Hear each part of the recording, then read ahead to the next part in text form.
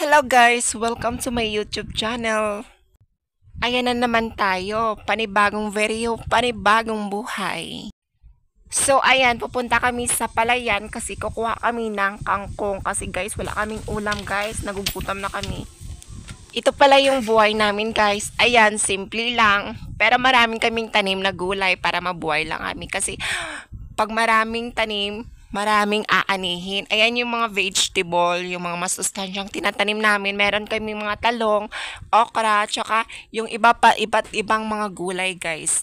Ayan, pupunta na kami sa palayan. So, ito po yung bahay ni Mama. Ayan yung kulay parang puti. Ayan, so pupunta kami sa palayan. So, meron kaming nakitang papaya. So, yung papaya na yan, partner, sa manok na yan. So, ano pa yung hinihintay nyo? Let's go na. Pupunta na tayo. Ayan, so may nakita tayong kalamansi. Yung kalamansi na yan is namumunga na yan, guys. So, ito yung itsura ng palayan namin, guys. Napakaganda ng tanawin. Makikita yung palayan nito sa taas ng aming bahay doon sa ibabaw. Napakasarap talagang mamuhay sa probinsya. Magtanim ka lang. Kung masipag ka lang magtanim, meron ka anihin. Kasi pag once marami kang tanim dito, marami kang maibibenta at saka marami kang pera. Tsaka pag nagtyaga ka, mabubuhay ka dito. Ito talaga yung probinsya na hindi ko makakalimutan. Simula ng bata pa ako, ito po yung mga palayan na alaala na dating wakas na lumipas. Pero natatandaan ko pa rin yung mga bata pa kami guys, naliligo kami dito sa ilog. Ayan, ito yung ilog guys, yung sapa, maraming kangkong. Pero ano talaga dito guys, napakalinis ng kangkong kasi tsaka umulan talaga guys, ayan maitim yung tubig. Parang lumalabo yung tubig kasi laging bumubuhos yung ulan dito sa amin. Pero okay naman, hindi masyadong bumabaha. Minsan lang bumabaha guys. Ayan yung aso ko guys. Gusto niya talagang maligo at gusto ko siyang paliguan dito. Pero okay na yan guys, makaligo lang yung aso.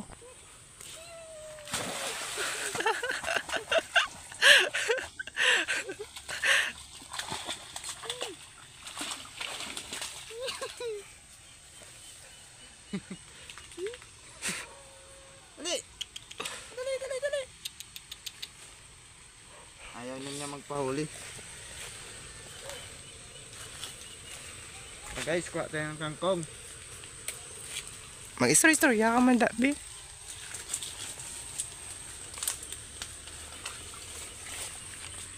Yan guys, wala kaming ulam guys. Pero may manok pa kami dun sa rep. Apanapanon matin. Parang gusto namin kumain ng kangkong. Apanapan matin.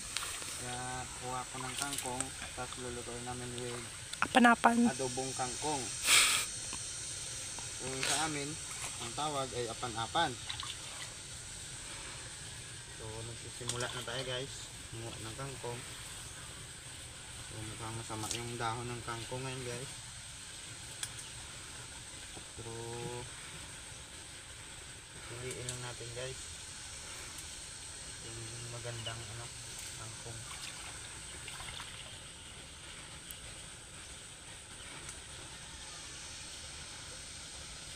Ganda yun ito. Sarap na ito guys. Ito duwa limog mo. Ito yung favorite namin eh. Yan guys.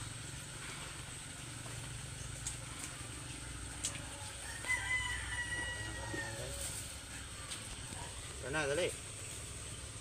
Gusto mo pang maligo, Tana? Parang gusto mo pa. Gaganti yata yung aso guys. Kasi parang nangungulit guys. Tapos magpahabol guys. Hindi niya ako maloko guys. So, pahabol siya sa akin para mapagod ako. Hindi ako maloko. Ginakonsumo ta natin ng kung nandun.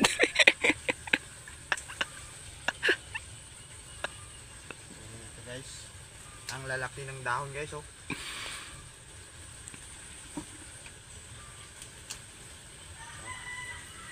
Ang tataba ng mga kangkong dito guys. Parang dito pa lang gusto ko nang kainin eh.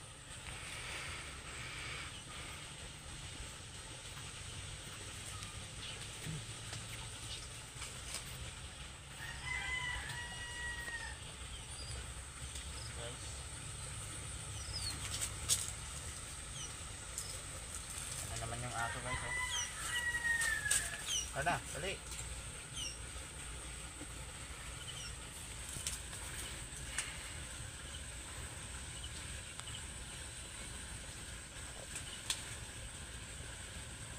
Guys, nakita nyo naman guys kung gano'n ako kagaling manangkong. Talaga pa gano'n kumakain ng kangkong. Galing kumuha ng kangkong.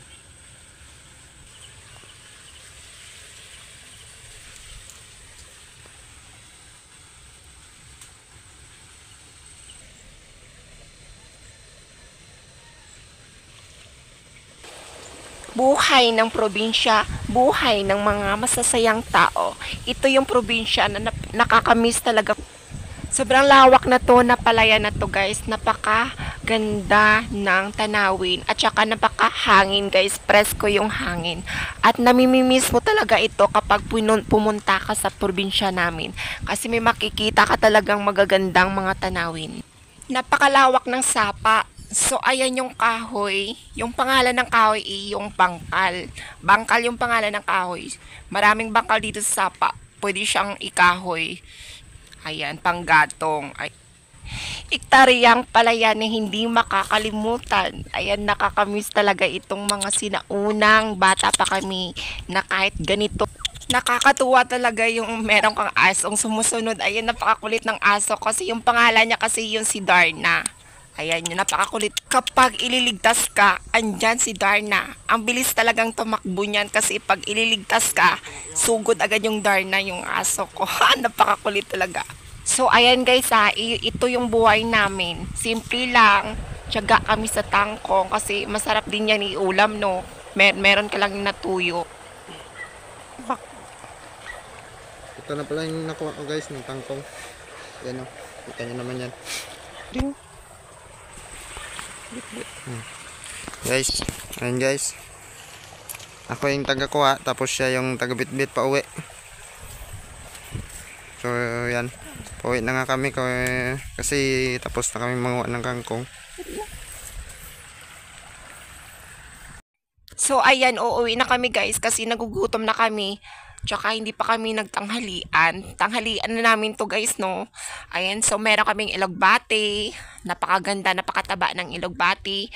Talo. At pinagsamang mga sili, labuyo, at saka yung siling mahaba. Kita nyo naman sa bahay namin guys, napakasimple lang. Pero maraming saging dito guys ha. Ayan o, yung paligid namin. Ayan, tinamnan na namin ng garmuda. Ayan, kung anong tawag sa inyo, basta si garmuda sa amin. Tsaka pinapalibutan din kami ng mga niyog na putotan, yung ng mga dagol na niyog. At may pinagsamang mga pinya. Ayan yung bahay namin, simple lang, tsaka hindi pa napinturahan. Ayan, next generation na yan guys, yung papagandahin yung bahay. Pero wala pa kaming pera, pero okay lang, tiyaga-tiyaga lang. Ganito talaga yung buhay guys. Ayan yung mga garmuda, pero gaganda yan guys pag humaba. Ganito yung buhay namin. Simple lang, mahirap, pero kaya pa rin. Ayan, sa loob ng bahay. Pagod na yung jowa ko, guys. Gutom na yan, guys. Magluluto na talaga kami, guys. Promise, gutom na rin ako, guys. Meron kaming pinya. Ayan, so ang ganda ng tanawin. Parang princess ang nakaupo at nagbubulaklak. Charot. Ayan si Papa. Ayan si Papa yung sa baba. Ayan. Ayan guys, tignan nyo sa taas. Ito yung sinasabi kong sa taas. Ayan. Kita nyo, napakaganda. Ayan yung palayan, no? Pak na pak.